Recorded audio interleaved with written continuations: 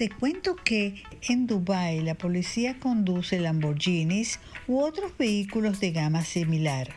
Así pueden alcanzar a los que no cumplen las normas de tráfico. También hay cajeros automáticos para retirar lingotes de oro.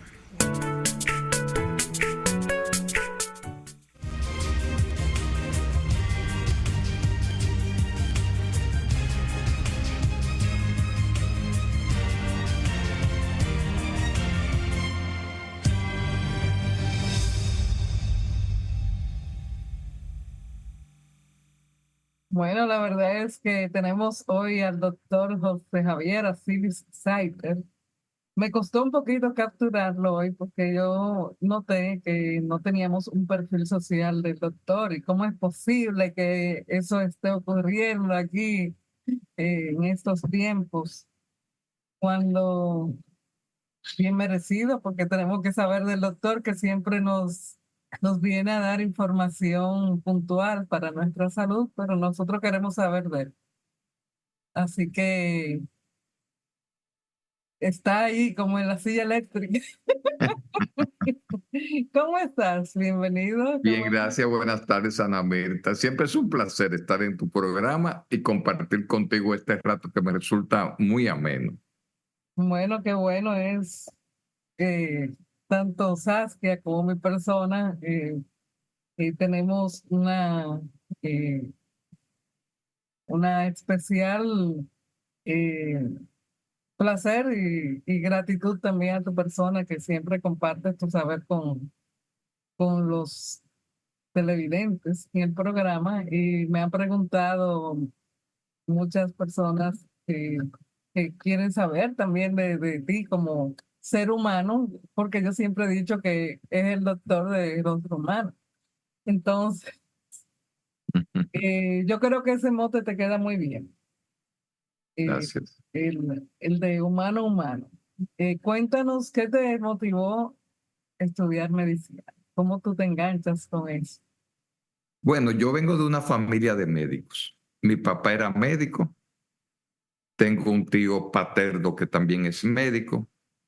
Y por el lado de mi mamá había dos médicos también, tanto por el lado de los Basilis como por los Saiter.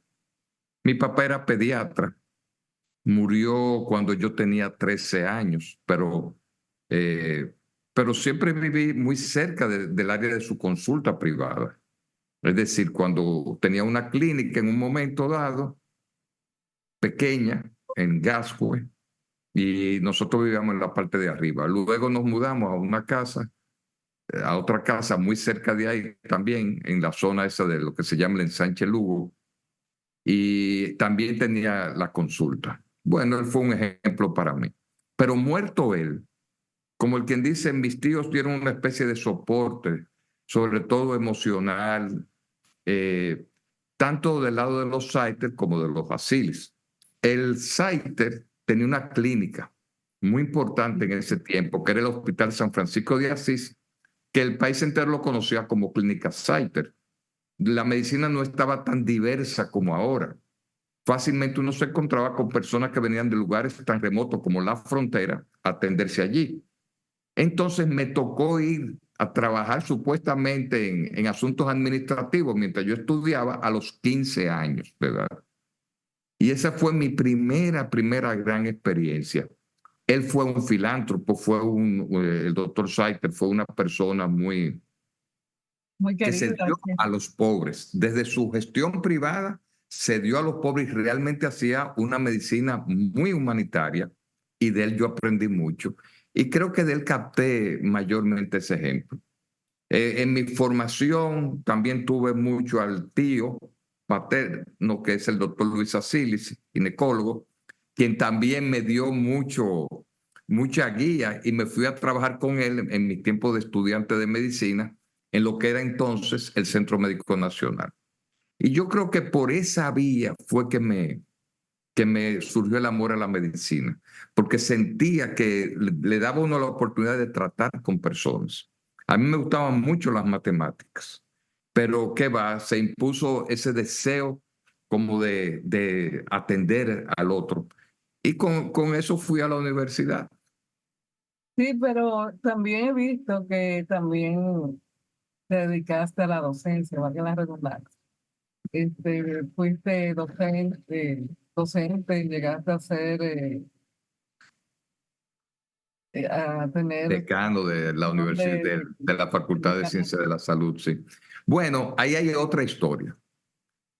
Paralelamente con yo ir a trabajar con el doctor Saiter a los 15 años, digo, era un trabajo que no me absorbía totalmente, pero yo cumplía con mis responsabilidades. Y que, por cierto, caminaba mucho. Yo caminé mucho cuando joven por todo eso. Yo estudié también en el Colegio San Luis Gonzaga. Ahí la directora era Fabiola Doña Catrén. Fabiola. Doña Fabiola, un gran personaje. A mí me votaron en kinder de ahí. Sí, yo tuve ahí como había hecho unos cursos de contabilidad, porque mi mamá siempre me ponía como a hacer cursos paralelos por la tarde. Trabajé un tiempo con ella, a los 15 años también. Yo estaba en el segundo año del bachillerato. Y por esa vía me entró otro tipo de ambientación, de admiración por la docencia. Me gustaba siempre dar mis clases, cuando yo podía tener una oportunidad, hacía mis apuntes, los compartía, etcétera. Pero en la universidad también yo tuve mentores y yo me formé esencialmente en la Pedro Enrique Sureña. Comencé estudiando en la UAS, pero yo no pude convalidar materias porque ahí vino lo de Playa Caracoles y me pasé a la UNFU y es en esa universidad donde yo hago toda mi carrera. Y yo tuve dos mentores importantes en esa universidad, al doctor Mariano de Filló y al doctor Humberto San Giovanni. Ay, San Entonces, Giovanni. sí, me mantuve muy unido a ellos. Es el doctor San Giovanni quien recién graduado de médico me pone a dar clases, o sea, a trabajar como asistente en los laboratorios de anatomía. Y por ahí siguió ya toda mi carrera. Luego me fui a hacer mi posgrado. Cuando regreso me reintegro inmediatamente a la universidad.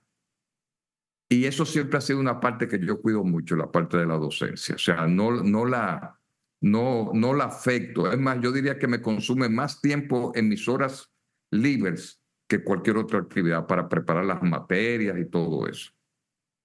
Bueno, cuando una persona enseña es cuando más aprende, porque tiene que prepararse para poder dar.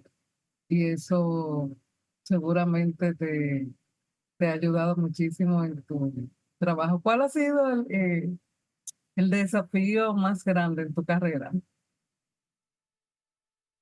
O sea, ya... Bueno, No. el desafío.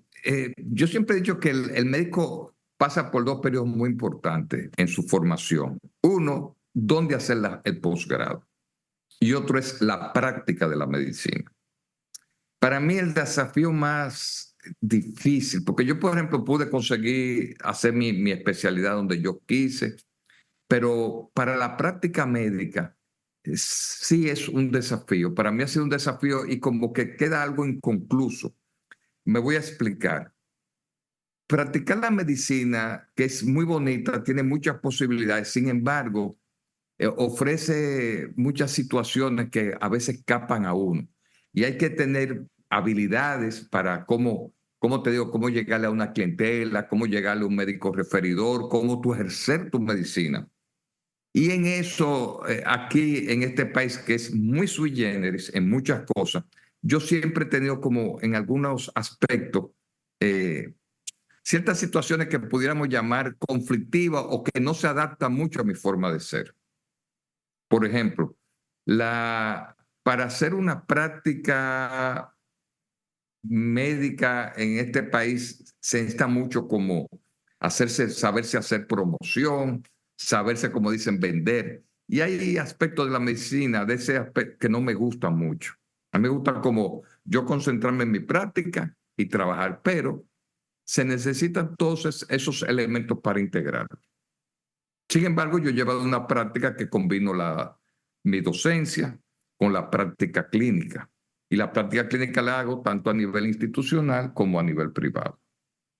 Ya, yo he visto que también te dedicas o sea, como cirujano y, y tiene todo un abanico de peritaje distinto.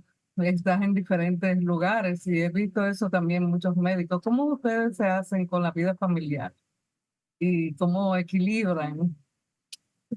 Bueno, fíjate, la vida familiar se afecta indudablemente. Cuando uno es médico y se dedica a ella, y más mi área, que es la cirugía, esencialmente, uno rompe con los horarios.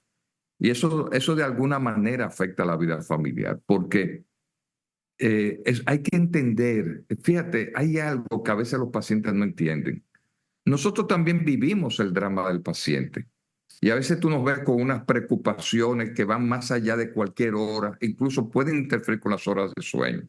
Ciertamente, si las cosas no salen bien, es al paciente que le va a ir peor. Y uno en algún momento quizá pueda superar porque hay otro paciente en el que también hay que dedicarle atención. Pero todo eso viola cualquier tipo de horarios. Entonces, sí, la vida familiar se afecta. Pero, ¿qué te digo? Cuando la medicina, para mí la medicina es una oportunidad. Cuando tú haces ese tipo de prácticas con vocación, es decir, amando lo que te gusta, o sea, amando lo que haces, entonces en cada paciente, en cada estudiante, también hay una recompensa. Y eso es lo que nos ayuda. Pero vuelvo y repito, absorbe a veces tanto que sin darse uno cuenta, y invade el espacio familiar y lo afecta.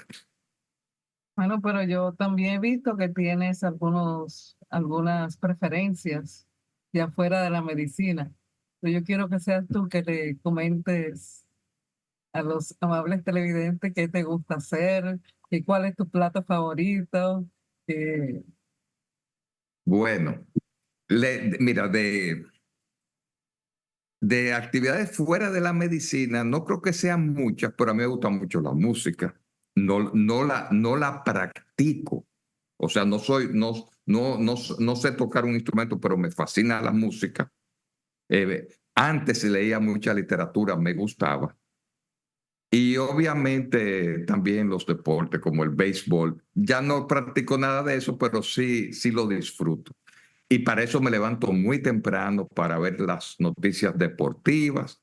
Eh, y llevo la música. La música sí me acompaña mucho.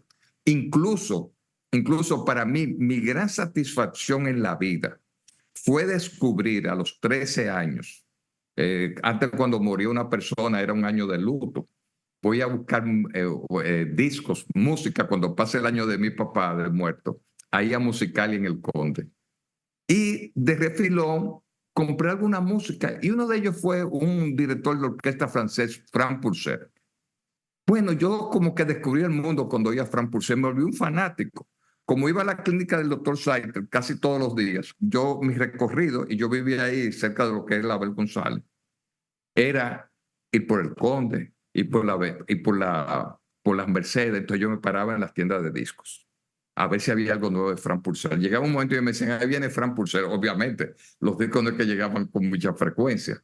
Pero por otro lado también yo conocí muchas personas interesantes en ese recorrido. Por ejemplo, me acuerdo con Julio Postigo en la librería dominicana, que él era de los que editaban libros dominicanos.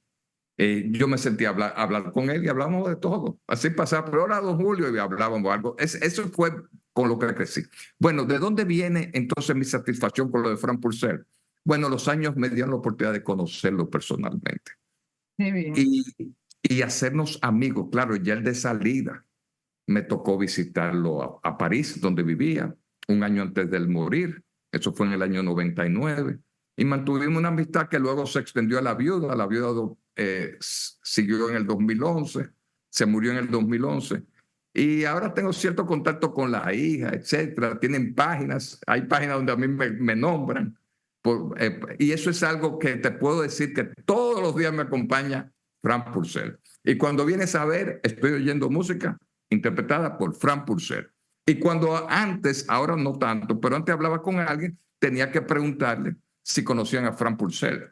Y por ejemplo, me recuerdo una ocasión que yo sabía que Julio Iglesias estaba cerca de ahí, de un sitio donde yo estaba, y me acerqué a él, pero no era con la intención de conocer a Julio Iglesias, sino de decirle que yo sabía que él había estado con Fran Purcell, porque el mismo Fran Purcell me lo contó. Y cuando se lo dije, él se extrañó y de manera muy seria me dijo, oh, yo respeté mucho a Fran Purcell, canté con él.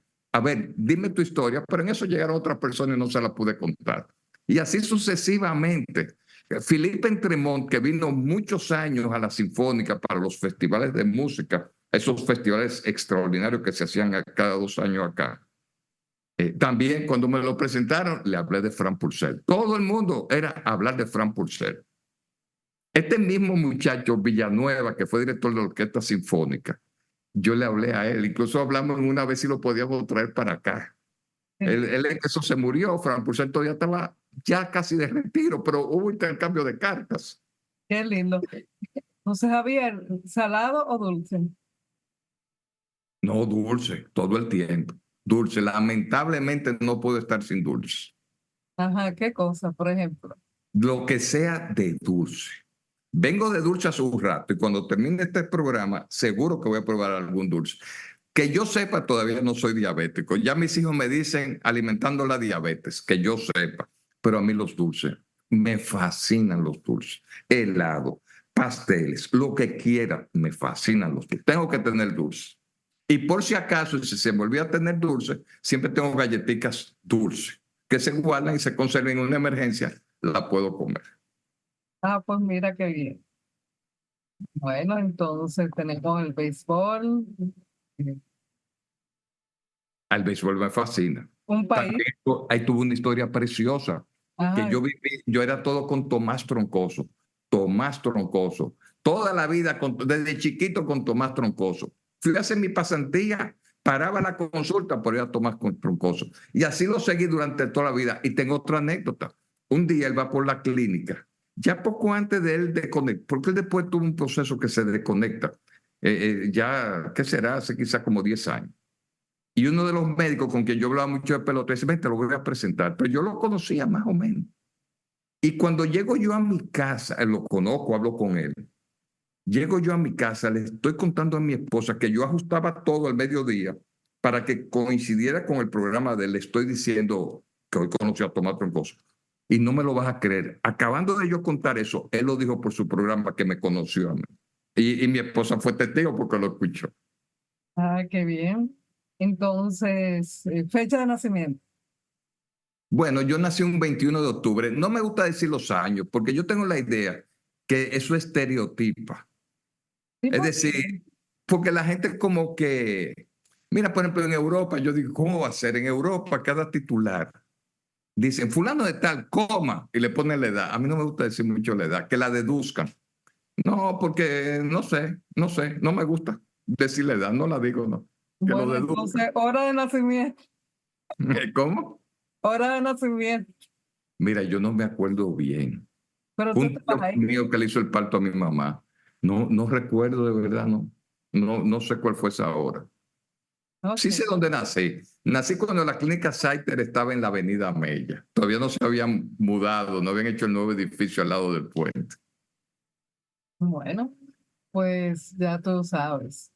Ha sido muy interesante saber de ti, que nuestros amables televidentes pues sepan del doctor José Javier Asilis Saiter, quien es cirujano, quien tiene su consulta en diversas clínicas Sí. en la ciudad y como quiera, yo quiero que diga cómo localizar.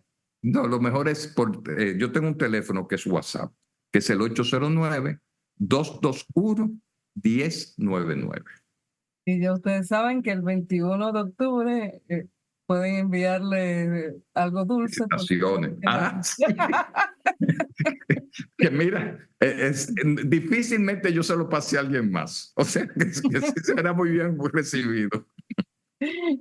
Ya ustedes saben. Bueno, pues gracias por haber compartido con nosotros y nos vemos prontito ya en otra versión de lo que tú siempre compartes con nosotros. Un Gracias por placer. estar y nos vemos pronto. Dios mediante. Gracias. Un abrazo. Bye bye. Señor director, vámonos a pausa.